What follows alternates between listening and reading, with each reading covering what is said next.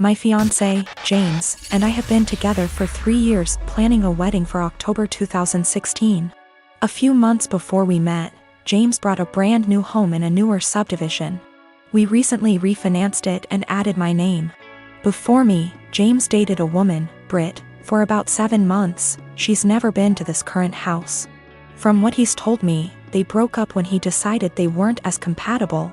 The breakup was rough, to the point where he and neighbors called the police when she wouldn't leave his front yard and was screaming at 10 p.m. at night. This is all from what he and his sister have told me. I don't have a reason to not believe them. I've only had a few run-ins with Britt. These have been at restaurants or just coincidences out in public. We never spoke up until now. The problem, Britt has bought a house in the same subdivision that we live in. We even share a cul-de-sac. The only reason we found out about this is from a flyer we got welcoming her to the neighborhood. Our subdivision is very community-oriented. James insists he's never told her where he lives and hasn't spoken to her since the night he called the police. We both brushed it off as a coincidence, but lately it's becoming very weird. Here's why. I work for a company that allows me to work from home 3 out of the 5 days. Our home is a ranch and my office window faces the street. I'm not sure what Britt does for a living, but she does not work during the day. From about noon until 3, she spends her time walking up and down our street. When she passes our house, she doesn't take her eyes off of it. It's almost like she can see me in the office. She'll even stop in front of our house and stretch there for about 5 minutes. Every day anyone is at home. It makes me uncomfortable to the point where I have all of our blinds closed during the day. I understand the need for exercise, but she walks for 3 hours just going up and down our street. Another issue is when either James or I are outside with the dog, she'll let her dog outside and it will come sprinting to our yard. This causes her to come and get her dog. Every time she says, "I'm sorry, we're still working on training." James and I are always polite. Normally, I would be okay with this, but James has pointed out that any other time she lets her dog out and we're not outside, she'll immediately correct him before he runs off. She never corrects him when we're outside. We've been getting ding-dong ditched a lot since she's moved in. Something that's never happened in the 4 years that James owned the house. The doorbell will ring around dinner time, between 6 and 8, and by the time anyone gets to the door, no one will be there. It's gotten to the point where our Doberman has picked up the routine and waits by the front door, pacing. The last issue, which I believe might be illegal, is that our mail seems to go missing for a while and then pop back up. What I mean is, Britt will knock on our door and say that she received our mail and is just returning it. This has never happened with the previous owners in her house. We don't have a new mail carrier either. It seems to happen once a week and she'll always bring it on a Friday night. Based on the date on the envelopes, we can tell she's been holding it all week. This has pushed James over the edge because she had our water bill, which resulted in us being 2 days late on the payment. James is neurotic when it comes to paying bills. Every time I have to convince him not to go over and yell at her because we haven't actually caught her taking it out of our mailbox as much as I try to monitor it. She usually gets 2 days worth of mail because those are the days I'm not working from home. The other days I get it right away. I'm not sure what to do at this point. I don't want to piss her off by confronting her, but how can I get her to stop? She's making us nervous and I feel uncomfortable in my own yard most of the time because I know she is watching. I know this sounds strange, but I'm not sure if I can legally do anything about it. I don't have anything against her, it's just becoming an annoyance. I used to work on a small team for a division of a multinational company. We used to primarily be staffed by what were called old-timers. Basically people who were close to being of a pensionable age who didn't want the hustle. That culture shifted and a lot of young blood has been brought in. I formerly worked there and was given a lateral move out. A colleague, Tina, still works there. Recently an opening for director came up and Tina came to me for help. She's been doing overtime and working hard to get noticed for this position. She's well qualified for it and has extensive experience at the company, so she was given a chance to interview for it. Tina is a single mother who has overcome poverty in childhood, racists / bigots in the industry, and worked hard to support her kids. She's had health issues but always fought hard. Tina is tenacious and hardworking, but there are issues. She struggles in some areas, and while she'd definitely make a great director as she's contentious, kind and courteous, the role is evolving and may be a bit of a stretch. Nonetheless, I helped her with her application and presentation. Beyond being colleagues, she and I are friends. We spend a lot of time outside of work together. We're the only women of color in our respective areas, and share a lot of our deep feelings and thoughts. She worked hard and put together a good presentation. I was really proud of her. She presented this morning at 9:30 and got through it and was out by 10 o'clock. Most of the other applicants were internal and interviewed yesterday, but one person was recommended by a senior VP in a different department. The guy who was recommended is a 30-year-old hotshot. I think he may actually be in his late 20s. He will soon graduate from an Ivy League MBA and is the definition of corporate style.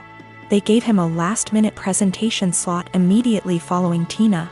I attended all of the presentations. I am not on the hiring committee, but was there to support Tina and see how the presentations went. When the hotshot gave his presentation, it wasn't even close. The 20 of us sat in the room and were dumbfounded.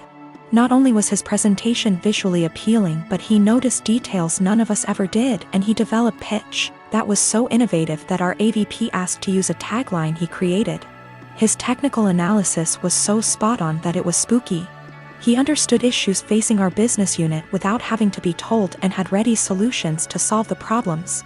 Questions they asked him were more about how he'll do things when he takes over the role. It was made very clear to him that this was his job, and they even provided an unofficial tentative start date. It is very clear that he understands the industry and his past experiences, such as professional work experience as well as winning top case competitions and academic awards, prepared him very well. The presentations were in totally different leagues. After he finished, he made a self-deprecating joke and took questions. He thanked us and left. We all sat there for a minute chatting when the AVP very loudly told the HR director to offer significantly above the salary and hammer out a start date immediately and get a contract signed. The VP who recommended him knew him from the MBA program, as the VP is a case coach there. He said he'd be his reference, and they are skipping all the formalities and going right to the offer. Tina has no idea. She was so happy with her performance, and she's sure she nailed it. She did well, about as well as the other candidates, but this guy is out and out in a different league. Just based on that, I too would hire the other guy. She's sitting on cloud 9 at her desk and planning a celebratory dinner to celebrate her performance. She was told decisions would be made in a couple of weeks. At this rate, it's likely she'll be informed that she didn't get the job well before 5 p.m. I really don't know what to do or say. If she asks, should I be honest about this guy's presentation? Should I avoid her the rest of the day?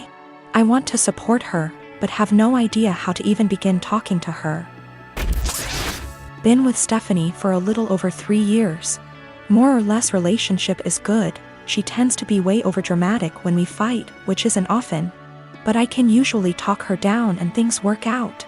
When Stephanie and I first started dating, she mentioned a few times in kind of a mysterious, I thought it was attention-seeking, still do, way that she had some kind of mental illness or mental health struggle. Eventually, probably 2 or 3 months in, she came out and told me in a really serious conversation that she has body dysmorphia and thinks she's obese and hates herself for it. Now let me be clear, I love her the way she is, wouldn't change a thing. I don't mind her weight whatsoever. But even when she said it initially, I almost thought it was a joke. Stephanie is obese. I'm not good at guessing weight, and she's never told me her weight, but I know she's 5 feet 4 inches and a size 22 in pants. She's by all standards obese. I don't mind it at all. I'm attracted to her. I think she's beautiful. I would never ask her to change a thing. It didn't come up again for a while, but last fall she took a psychology course for her college degree and they talked about mental illness, and it came back up. She came in one night almost happy, in a weird way, saying that she understands everything that's wrong with her because they talked about BD in class and it all makes sense. She has never been diagnosed by a medical professional and can't see a doctor for lack of health insurance. Ever since then, she talks about it a lot. I'm not one to poke at people just to poke, so I just let it be. But she talks about it all the time. She blames arguments we have on her BD. She uses it as an excuse to eat poorly and not take care of herself. Because she is straight up convinced that she is smaller than she is and that the person she sees in the mirror is a dysmorphic situation. She is part of an online BD support group and talks openly to me about how she's met people who finally understand her. And she gives them advice and guidance based on her struggle with BD. She's pointed to actresses like Mindy Kaling and compared the actress's body to her actual body versus BD body. And says it's nice to see herself represented on screen. No offense intended to my girlfriend, but that's not her body type. She is much bigger than that. I'm getting to the point where I don't know what to do. She uses it as an excuse for all her behavior. I honestly don't know if she truly thinks she has BD or if she just uses it to justify herself. When we first moved in together, she would cover all the sizes on the tags of her clothes with Sharpie so I wouldn't see them. She's since stopped doing that, or only does it when she remembers. But it made me think she might be aware of her size and just tries to pretend she has BD so no one can talk to her about it. I know this is a weird situation. I'd like to get her or us into counseling, but she doesn't have insurance and goes to a community college that doesn't offer student mental health services. I'm not sure what to do.